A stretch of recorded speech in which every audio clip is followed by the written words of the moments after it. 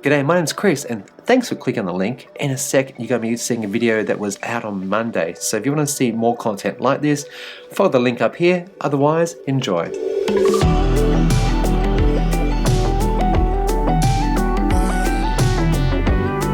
First today, I want to get into Infrastructure Victoria's report and how I wound up on the ABC News talking about how infectious EVs are.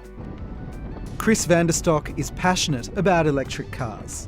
You have this 0 to instant torque where you put your foot down and you go. And it's very much infectious. Infectious, yeah. Hopefully nothing bad like COVID. Yeah, if you've ever been in an electric vehicle or driven one, you know they're like the fun, the zippy, the fast, the dynamic, the pocket rockets. But seriously, I was on the ABC News talking about the Victorian government's plan to tax electric vehicles and Infrastructure Victoria's recommendations to the state about how to improve EV adoption here.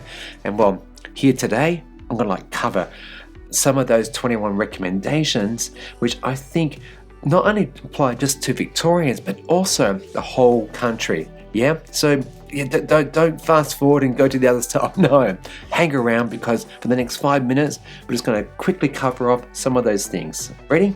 Let's do this. A quick recap, myself and a few hundred Victorians participated in Infrastructure Victoria's community panel in late January, early February. More than 400 ideas were put forward and voted on, and from that, 21 recommendations were generated and now put to the Victorian government. The report, linked below, if you're interested, please do read it. It's only 61 pages and there's a lot of visuals in there and graphs and charts and things like that, so it is actually a quick read. And they have actually, Infrastructure Victoria, let me just rewind for a quick sec. They help policy advisement. Yeah, they advise on policy to government. So these recommendations, although they've been researched, they've gathered opinions. Like I participated in this community panel along with those few hundred others, and the things that they're putting forward here have been looked into and understood and are good suggestions pretty much. But nonetheless, the Victorian government can either adopt them or to ignore them completely. We all know that does happen, right? Sadly.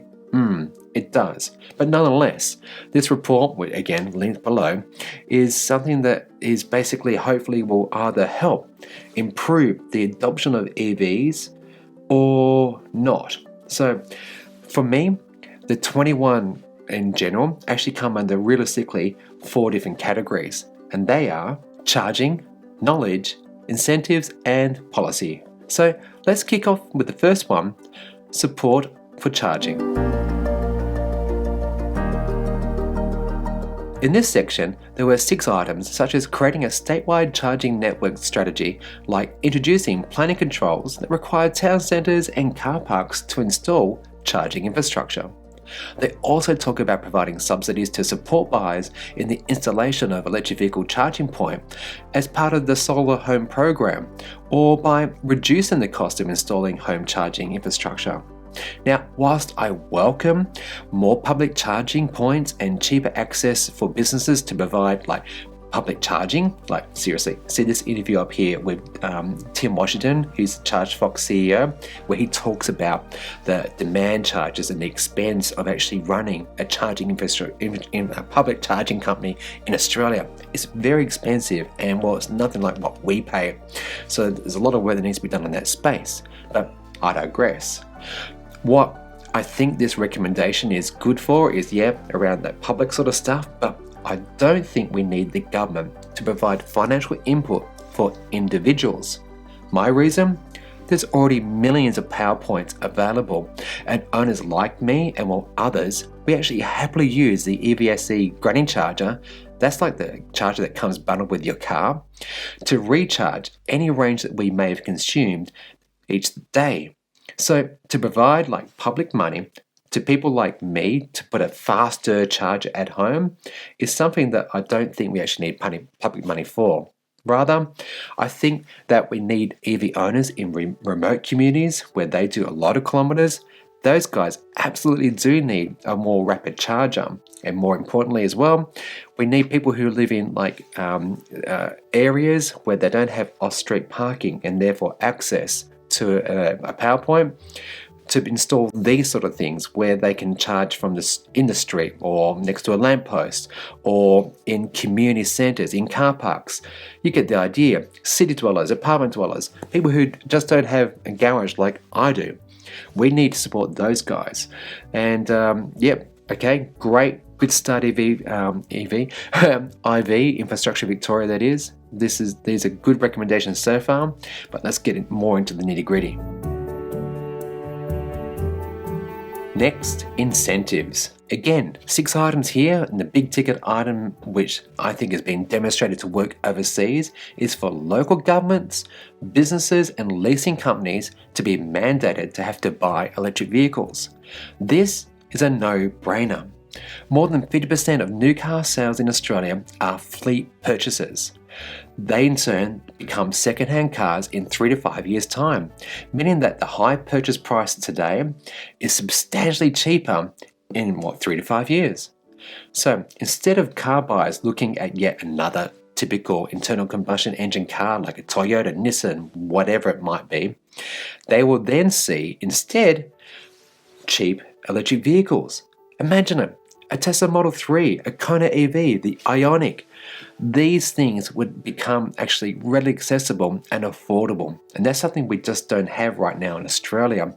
So by mandating for governments, fleets, and businesses to have to buy EVs is a great initiative. Other suggestions include providing financial incentives to individuals, taxi companies, rideshare owners, and career drivers to buy EVs. Another one, which I think the ACT government is already doing, definitely is to actually provide means-tested, interest-free loans. Brilliant, guaranteed to help, because let's face it, sometimes buying a car, the second most expensive thing we buy in our lives, being able to afford them is hampered by money. So if you provide people with an interest-free loan that they don't actually have to pay, compounding interest, it makes that repay a hell of a lot easier, and would mean that more people would go, you know what, the running cost of this car is going to make up for that higher purchase price, and the fact is I can buy this one interest-free, whereas that one, the typical petrol diesel car, will cost me more over time.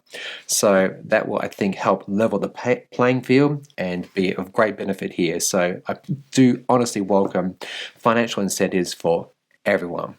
And finally, one in the incentives area that I don't think they should actually do is to create a trade-in scheme for internal combustion engine vehicles. This might come as a shock to regular viewers, but hear me out. When you buy a car, you already have a sunk cost in terms of materials, energy, CO2, and a hell of a lot more that goes in to making that car and bringing it to market. Did you know the average car takes about 100,000 litres of water to actually make? That's a lot of water. And just think about the energy, the amount of electricity, the digging up of coal, or using wind power, wherever the energy came from. It took a lot to get that car to where it is right now. So the impact is huge. So with acknowledging that, the best thing that you can do, I can do, is that whatever we do buy, we use it at the most that we can. We don't just scrap it. No, we on-sell it, and we try to keep that thing going so that CO2 debt, that debt to society, the materials that are being used, is actually paid down as much as possible before we go getting rid of it. So again, this suggestion to actually do a trade-in scheme to actually help offset the new car, a new EV, not a good idea. Next up is improving knowledge around EVs, and here we need to see definitely something done around public knowledge about the benefits of EVs, like being cheaper to run, improving the air in which we all breathe, the quieter for the streets and the surrounding areas, not to mention the health benefits. Infrastructure Victoria notes that if the Victorian government actually just switched to EVs, they would save more than $700 million in healthcare costs alone. And this is something that is absolutely vital, because you know what? We've got people, we all know these sort of people who spruik this sort of garbage. No, I didn't ridicule that technology. That's good technology. And I'll tell you what, it's not going to tow your trailer, it's not going to tow your boat. No, I didn't ridicule that technology. That's good technology. It's not going to get you out to your favourite camping spot with your family. No, I didn't ridicule that technology. That's good technology. Bill Shorten wants to end the weekend when it comes to his policy on electric vehicles. No, I didn't ridicule that technology. That's good technology. He wants to say, see you later to the SUV. Yeah, this is what we're battling in this country. So yeah, the more that we actually do a little bit of myth busting, which is one of the suggestions, the better. Absolutely. So yeah, bring it on, and focus on not only the individuals but also businesses, and encourage them to get their fleets and whatever trucks, whatever they might usually buy, to be electric vehicles, because decarbonising our world is going to mean lots of different things, and vehicles are like more than 20% of that problem. So address that. Everything else just becomes that much easier, doesn't it? It does. It really does.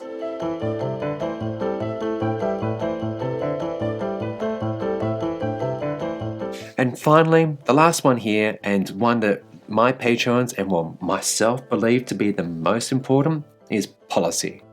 Here, the Infrastructure Victoria is recommended to the Victorian government, the Australian government. They should include, they must adopt the establishment of a vehicle emissions standard. Yes, absolutely. And this is where the government actually sets specifications relating to the level of carbon dioxide emissions produced by internal combustion engine vehicles. And also, they're proposing here, and not to be confused with that first one, a vehicle emissions scheme. Yeah, that's essentially like a carrot and stick, whereby the cleaner your car is, that is to say battery electric, you get perks, you get benefits. If you have an internal combustion engine car, like a diesel, the dirtiest thing in the world that clogs up your lungs and gives you lung cancer, you get a bit of a stick. Yes, we need that sort of stuff. We really, really do. Other policy points suggested here include integration of energy capture through solar panels and storage in batteries, and standardised connectors for EVs in Victoria. But the big one that I think we all want to see, car makers would be mandated to have to only be able to sell brand new electric vehicles by 2030. That is to say, an ICE car ban from 2030. There are a lot of people out there who are saying that this is a bad thing. Personally, I think that 2030 is too soon. You'd have to push it out further than that. But again, we've got to make sure that people that can't afford to transition into an electric vehicle aren't left behind. And I don't think they're appreciating how this is actually going to be looking and working by 2030. Hear me out for 1 second. To date, in Australia, less than 1% of new car sales have been EVs. Pollution is up 18% since the 1990s, and there is still no clear path as to how EVs are going to become our future transport. Think about it. There's no ICE car ban presently. There's no emission standards. There's no fuel standards. You get the idea. And so for that reason, all we need to do is look to other countries that have ICE car bans, that have all these other policy points, and over there, they have more than 75 to 100 different types of cars from $20,000 upwards. At the moment, the conversation around electric vehicles has been derailed by people saying that people can't afford these things. Your weekend's going to be ruined. I'm going to get to that in a second, by the way. And that's just not the case in countries where they support EVs.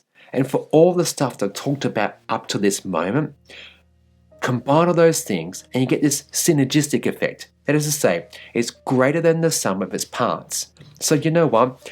If our government was to do just one thing, and that is to say that there's an internal combustion engine car ban on new sales by 2030, everything else will fall into place. So car makers are already responding to this. in those countries where they've got a ICE car ban by 2025 and 2030, which is most countries, mind you, they've already signalled to the market and to buyers they're going to be producing 100% pure electric vehicles by that time. If we don't do this, we will become the Cuba. We will get the dirty, inefficient, expensive to run internal combustion engine cars. And we will have still limited electric vehicle choice here in Australia because, well, if we don't have it, they won't be compelled to have to send those cars out here, will they? So, if you are a politician and you're watching this video, thank you. I really do appreciate it. But guys, girls, you know what you need to do. This is a bit where we all need to get busy. Write, talk, speak to friends, speak to family, speak to your politicians about how electric vehicles can benefit society and all the good that they provide. And yeah, I do hope that this report and these recommendations by Infrastructure Victoria are adopted almost all in full by the Victorian government.